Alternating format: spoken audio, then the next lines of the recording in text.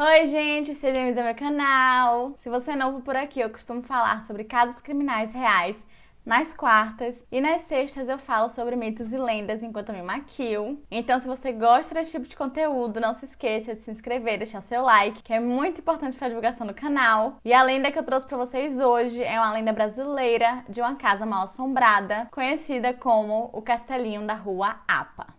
O Castelinho fica localizado em uma das esquinas da Avenida São João, em São Paulo. E ele recebeu esse nome, Castelinho, devido a seu estilo arquitetônico. Mas ele não é realmente um castelo, porque nunca morou nenhum nobre ou lorde ali. E também, se a gente vê a imagem do castelo, a gente vê que ele é muito maior e não é construído no meio da cidade. E o Castelinho da Rua Apa foi. Então, naquela época, as pessoas acharam muito esquisito a pessoa querer construir um castelo no meio da cidade, entre os prédios. E quando foi inaugurado no século passado, ele era um dos imóveis mais chiques da região, mas ele acabou sendo abandonado na década de 30 após uma tragédia familiar. E com o passar dos anos, o Castelinho passou a ser o local onde os moradores de rua iam para se abrigarem. O Castelinho sempre chamou muita atenção, afinal não é todo mundo que constrói um castelo no meio da cidade, e também pela história macabra que foi surgindo ao longo dos anos. E era lá que inicialmente morava a família dos Reis, formada pelo patriarca já falecido Vigílio Guimarães dos Reis, sua esposa Maria Cândida Guimarães dos Reis e seus dois filhos, Armando César dos Reis e Álvaro dos Reis. Essa família, que não era nem um pouco pobre, afinal eles tinham um castelo, também era dona do cinema Broadway e também de vários terrenos na área do Pacaembu, e os dois filhos já eram bem conhecidos pela alta sociedade de São Paulo na época. Álvaro, com 45 anos de idade, era advogado, patinador e amava a natureza. E ele sempre foi muito festeiro, costumava namorar bastante e também viajava muito. E ele também chegou a ser recordista mundial de patinação. O irmão Armando, com 43 anos de idade, também era bem sucedido. Só que, diferente de Álvaro, ele não gostava muito de festas, então ele sempre estava muito focado em sua carreira. E Maria, que já estava com 73 anos de idade, após perder o marido, ela passou a frequentar bastante a igreja, então praticamente era ali onde ela sempre estava. Em 1977, Álvaro voltou de uma viagem para a Europa e ele estava destinado a abrir um ringue de patinação. Só que para isso ele queria derrubar o cinema da Broadway para construir esse ringue. E Armando, que era o responsável pelas finanças da família, perguntou se ele estava maluco, porque o cinema Broadway estava fazendo muito sucesso, então simplesmente não fazia sentido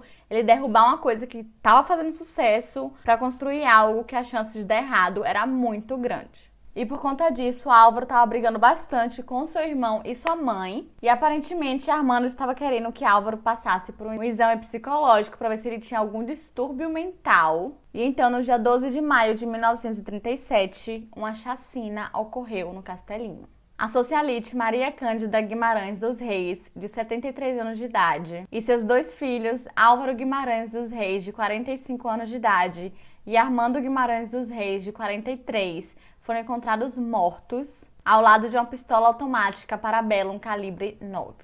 A primeira pessoa que chegou na cena do crime foi a cozinheira da família, chamada Elsa Lingfelder, que morava em uma casa anexa ao Castelinho. E assim que ela encontrou os corpos, ela saiu correndo da casa e foi procurar por um policial, que quando entrou, viu os corpos perto da escada e na entrada do escritório, e rapidamente ele acionou outros policiais para que fossem ao local. O delegado de plantão, que era o Dr. Juvenal de Toledo dos Ramos. E assim que ele chegou ao local, ele confirmou as mortes e ligou para a polícia técnica e o médico legista. E até hoje o crime não foi completamente esclarecido. A versão divulgada pela polícia foi que Álvaro teria matado a mãe e o irmão e depois se suicidado com 2 tiros.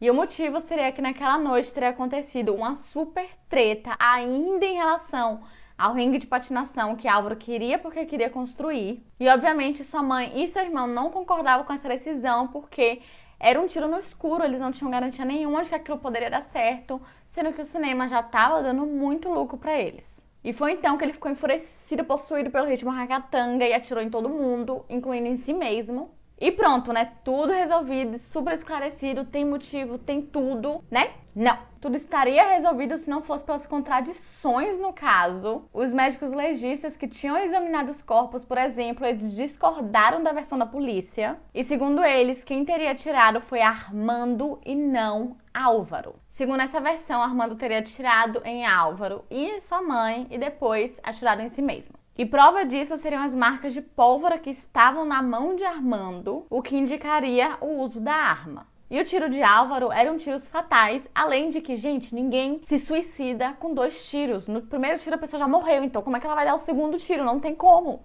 Além de que a posição em que os corpos dos irmãos estavam colocados, que era lado a lado, não é uma posição comum de quem atira e depois se suicida. E além disso, as balas que tinham sido encontradas no corpo da mãe não era a mesma que tinha sido encontrada no corpo dos filhos. Ou seja, ela teria sido morta por uma arma de calibre diferente, que por acaso nunca foi encontrada.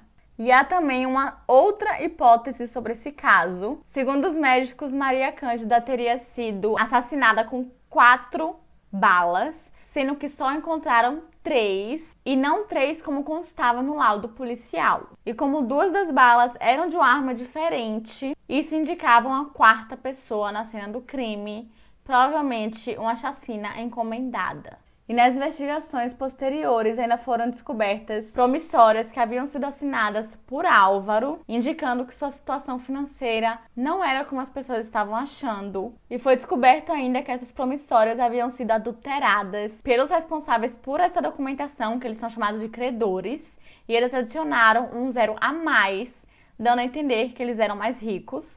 Mas, misteriosamente, os sócios da família, eles nunca foram identificados. E as teorias não param por aí. Tem muitas pessoas que acham que o ato de Álvaro de ter, assassinado sua própria família e depois se mataram com 2 tiros, foram consequências de tormentos impostos por criaturas malignas, demônios.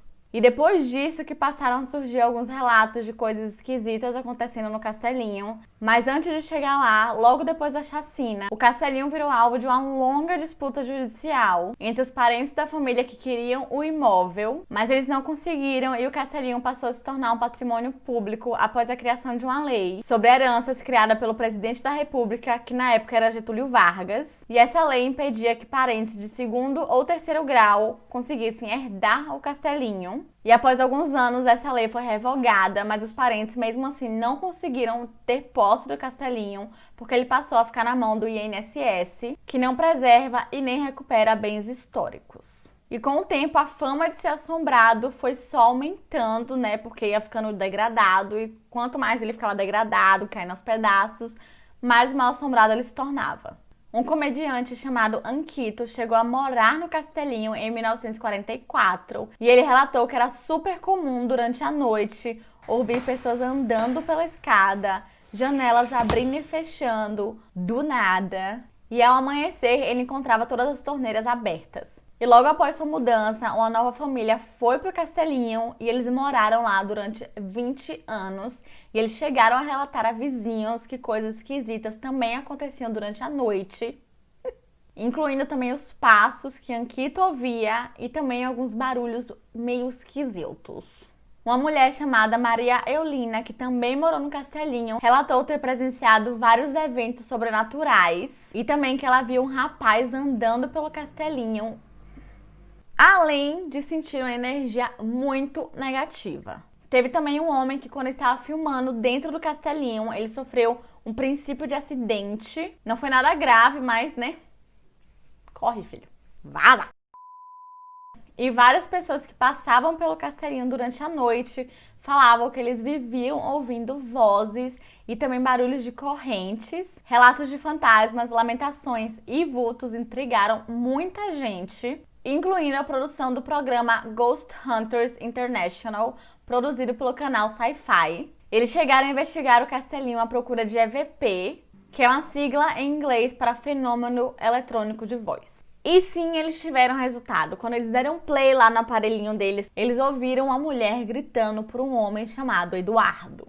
A restauração do Castelinho APA foi solicitado pela Secretaria Estadual de Defesa da Justiça e da Cidadania ao Fundo de Interesses Difusos. E desde a sua reinauguração em abril de 2017, com a conclusão da reforma, o endereço passou a ser a sede da organização Clube das Mães do Brasil, que tem como foco a assistência social e a reintrodução de moradores de rua à sociedade, além também de crianças carentes e dependentes químicos. comandada por uma ex-moradora de rua que eu mencionei antes, chamada Maria Eulina, que já tinha passado várias noites no castelinho. O processo de restauração teve início no final de 2015 e foi concluído em 2017. E ele foi aberto quase 80 anos depois da tragédia familiar. E mesmo assim, a lenda de ser um local mal-assombrado permanece até hoje.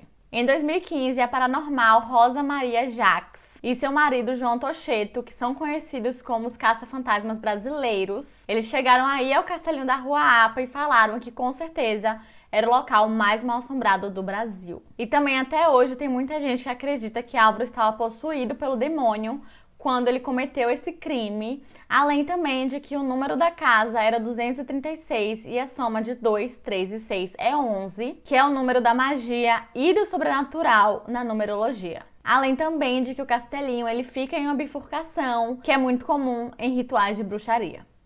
E é isso, gente. Esse foi o vídeo de hoje. Eu espero que vocês tenham gostado. Se vocês gostaram, não se esqueçam de deixar seu like, se inscrever, compartilhar, tudo aquilo. E se vocês têm alguma história, mito, lenda, qualquer coisa que vocês queiram que eu traga aqui nesse quadro, comenta aqui embaixo que eu vou anotar na minha lista. E é isso. Até o próximo vídeo.